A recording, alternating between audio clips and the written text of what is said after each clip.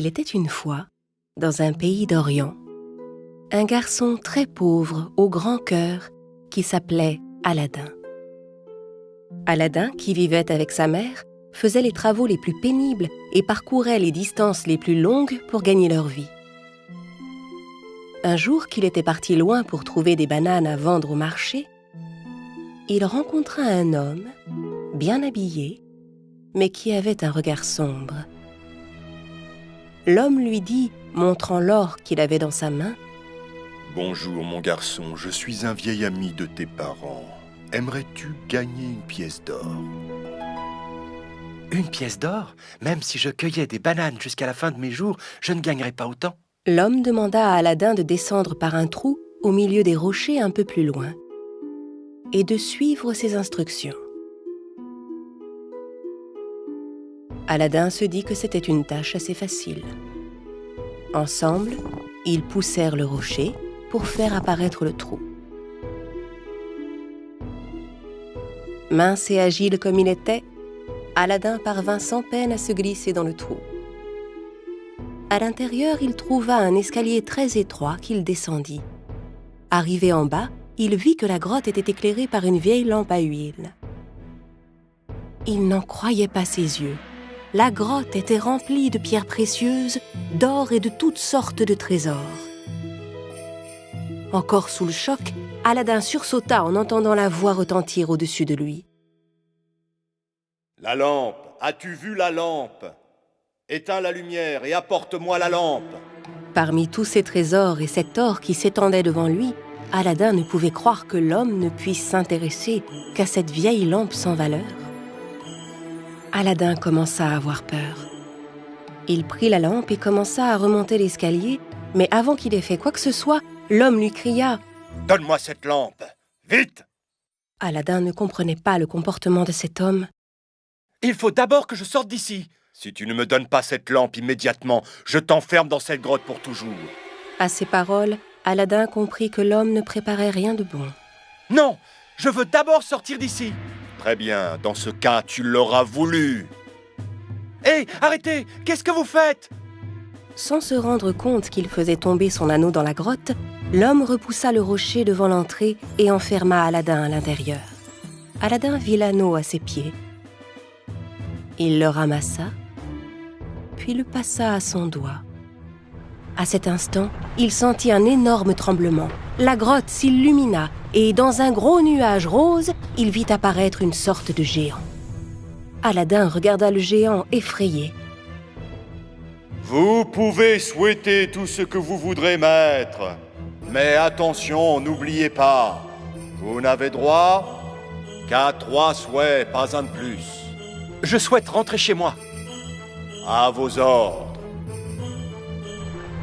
En un éclair, Aladin était chez lui.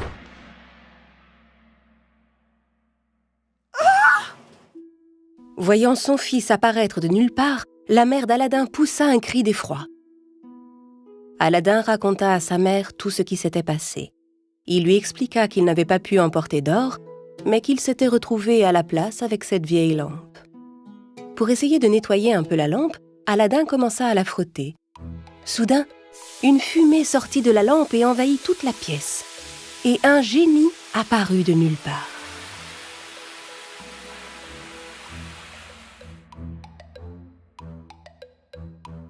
Wouh! Waouh, mon pote! Depuis des siècles que j'étais coincé dans cette lampe, tu m'as enfin délivré, ça fait du bien. Alors vas-y, mon ami, demande-moi tout ce que tu voudras. Pétrifiés d'étonnement, Aladin et sa mère regardaient le génie sans bouger. Alors il leur répéta: « Allez, vas-y, tu peux me demander tout ce que tu désires. » Eh bien, dans ce cas, prépare-nous une table couverte des plats les plus délicieux. Aussitôt, un festin apparut au centre de la pièce, avec toutes sortes de plats, de fruits et de friandises. À partir de ce jour, grâce à la lampe magique, tous les désirs d'Aladin et de sa mère devenaient réalité. Ils menaient une vie confortable et heureuse.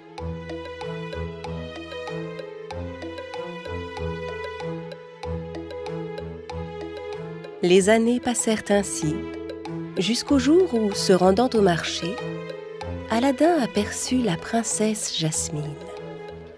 La fille du sultan était portée par ses gardes sur un trône d'argent. Aladin tomba aussitôt amoureux d'elle. En rentrant chez lui, il raconta tout à sa mère. Sa mère prépara avec l'aide du génie un coffre rempli d'or et se rendit au palais. Elle dit aux gardes qu'elle apportait un présent pour le sultan. Le sultan apprécia beaucoup son cadeau et demanda à la recevoir.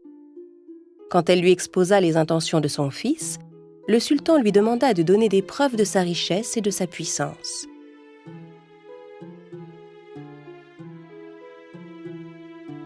Si votre fils veut obtenir la main de ma fille, dites-lui de m'envoyer 40 serviteurs, portant chacun un coffre rempli des plus belles pierres précieuses, et qu'il soit également suivi de 40 soldats pour les protéger.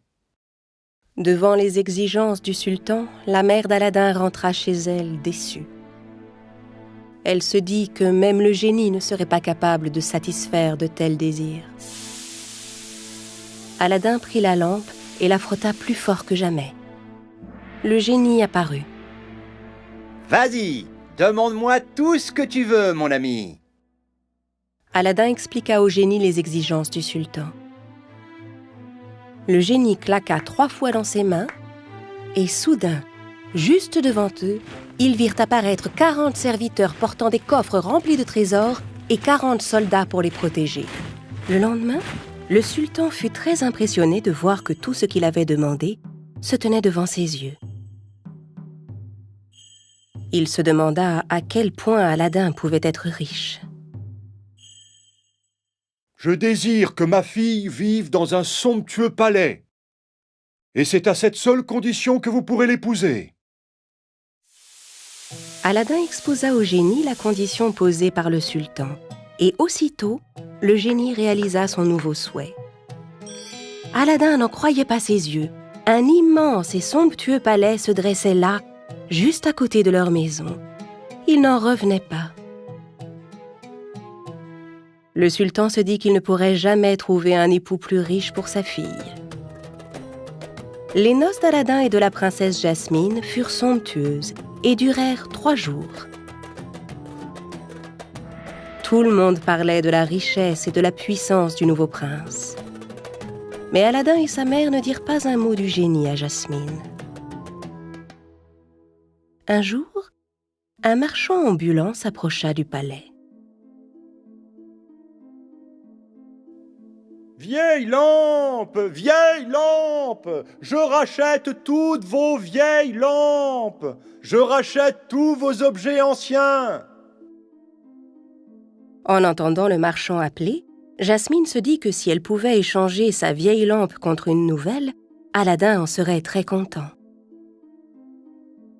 Elle donna la lampe magique au marchand, qui lui en donna une toute neuve en échange.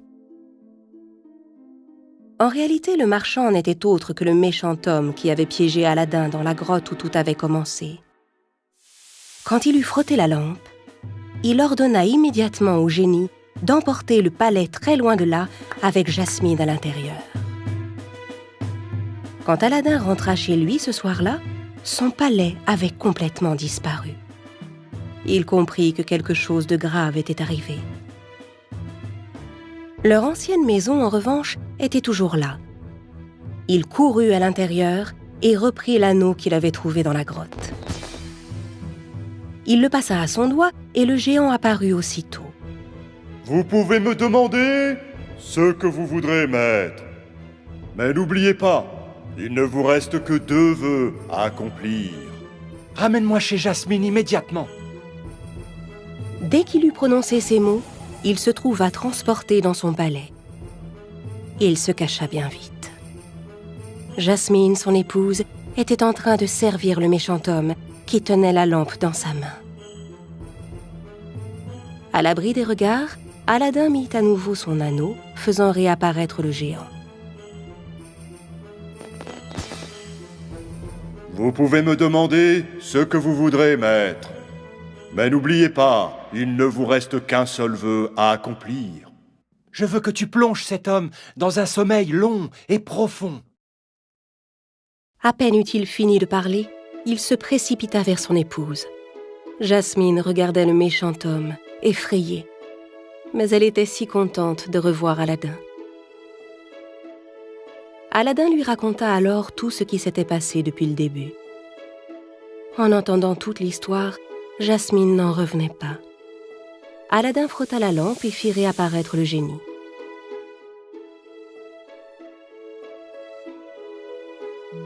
Vas-y, je t'écoute. Demande-moi tout ce que tu veux, mon ami. Je veux que tu chasses cet homme et que tu l'envoies si loin qu'il ne puisse jamais nous retrouver. En un éclair, l'homme endormi disparut. Puis Aladdin demanda au génie de remettre le palais à sa place initiale. Maintenant, ramène-nous à la maison, avec notre palais. Le palais s'envola dans les airs et alla se poser à l'endroit d'où il venait. Le palais enfin revenu à sa place, Aladdin se trouva à nouveau auprès de sa mère. Aladdin, sa mère et la princesse vécurent heureux pour toujours.